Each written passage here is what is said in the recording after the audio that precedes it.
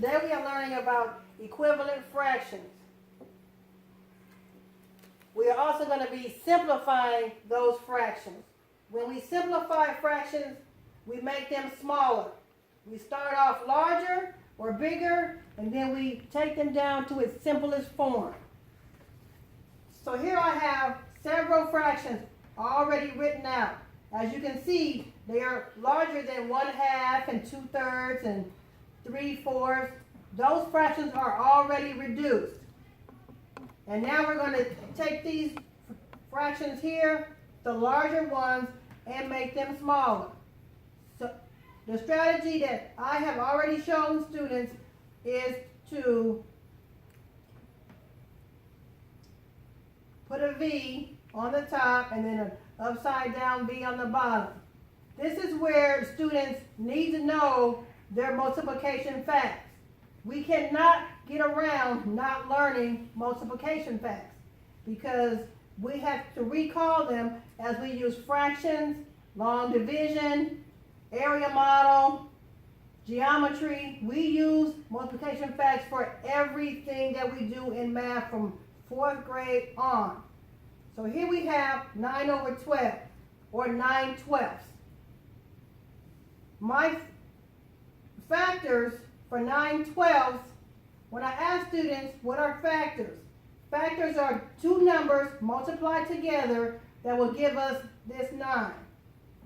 Our factors are 1 and 9 or 3 and 3. I'm going to choose 3 and 3. Then I need to list my factors of 12. Well, I have 1 and 12, 2 and 6, and 3 and 4. I think I'm going to use 3 and 4. Well, now we're looking for factors that they have in common. They have a 3 at the top and a 3 at the bottom. Once I cancel out what they have in common, my equivalent fraction, whatever is left over, now becomes my equivalent fraction. I have just reduced or simplified 9/12 to 3/4 or 3/4. Now I have 16/20 here written down 2 times because I want to show you 2 different strategies. So here we have 16. My factors of 16, I want to use 8 and 2. And here I want to use 2 and 10. I can clearly see that I want to cancel out the 2's. And then my new fraction is 8/10. Now I did simplify it, but it's not written in its smallest terms, in its simplest terms. So I would need to simplify it some more and have an additional step, which means I'm going to be doing more work. 4 and 2 and 5 and 2. Those are my factors of 10. I'm going to cancel out the 2 2's and then I'll have 4/5. When we're looking at our fractions and we're simplifying, it will help us if we know what our greatest common factor is. In this fraction here, whatever you cancel out is your greatest common factor. So our greatest common factor is 3. That's the largest number that they both have in common that is a factor. Now this one here, we've got 2 steps. When I have 2 steps, then I need to multiply this 2 times this 2 in order to get the greatest common factor. Because 2 times 2 is 4. I'm going to take the same one and I'm going to show you the most efficient version of doing this fraction. If I do 4 times 4, which is also 16, other factors of 16, 8 times 2, 4 times 4, and 1 times 16. And then 4 times 5 I can cancel out both of the 4s, and what I have left over is 4/5. Now look how they are the same, but this is an additional step. Over here, I got straight to my answer because I came with the greatest common factor initially.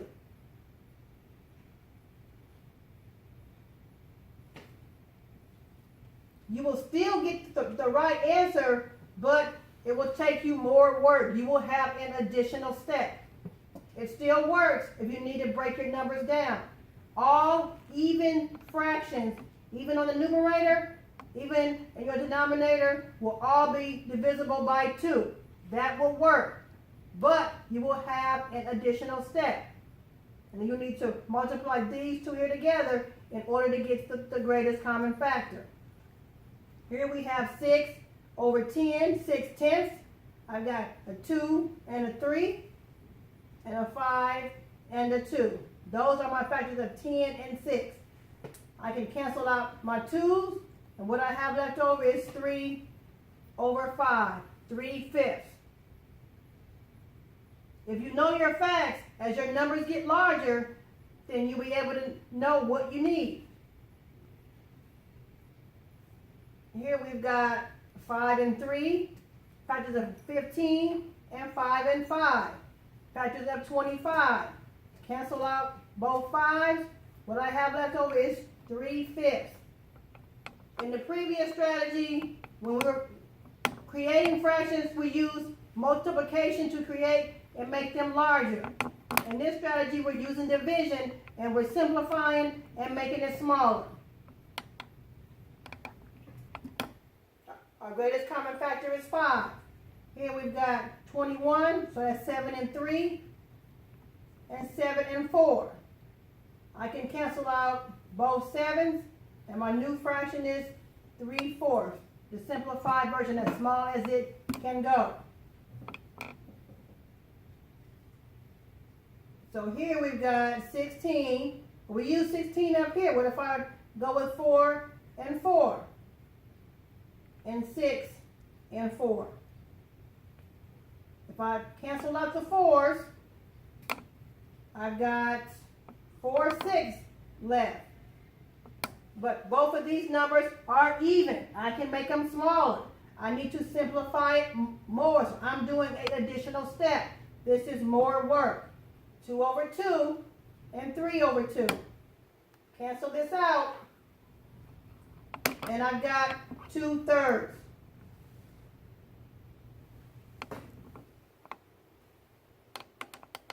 If I use the 8 and the 2 here, and the 8 and the 3, because these are factors, I can cancel out the 8's, and my new fraction is 2/3. Less work. This is more work, but it still gives you the correct answer of 2/3. If you stop here, you might not see this fraction on the test. I guarantee you, you will see 2/3. If you stop short, you won't know what your answer would be without doing this additional step. Your greatest common factor is 8.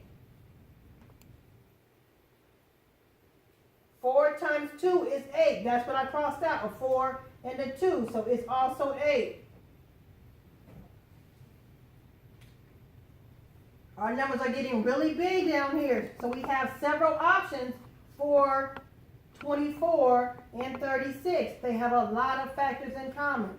I'm actually going to write this twice because there are so many.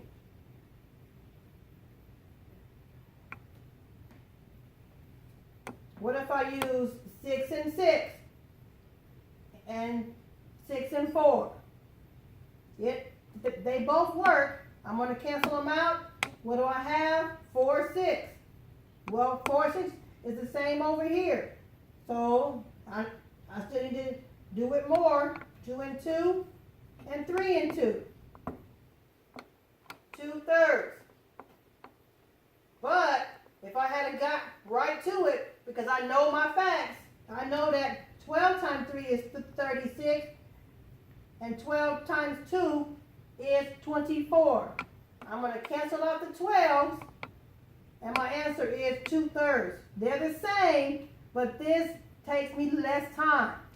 This is an additional step that's more work. So my greatest common factor is 12. This tells me right away, these two here, I need to multiply them together. Here I have 15 over 21, 3 and 5, 7 and 3. 7 times 3 is 21, 3 times 5 is 15. Cancel out the 3's, and we have 5 over 7, 5/7. 2 more to go. We've got 4 and 5, and 7 and 5. Cancel out the 5's, 4 7's. And then here our last one, 7 and 3, and 7 and 7. We cancel out our 7's, and we have 3 7's. Our greatest common factor is 7. I want to go back over here to this one because I want to show you something different. If I have 20 over 35, 20 has several different factor options. What if I chose 10 and 2? That's also 20. And then 7 and 5. If I'm looking here, they don't have anything to cancel out. So that means I need to go back and find other factors that will work. I cannot reduce it using the 10 and the 2. So I would need to know that 4 times 5 is also 20 in order to get to this answer. So these here don't work. My greatest common factor here is 5. So hopefully this has helped you understand. I've shown you several different examples, ones with more work, less work. Over here is more work, this one is less work, and this one where the factors don't work at all.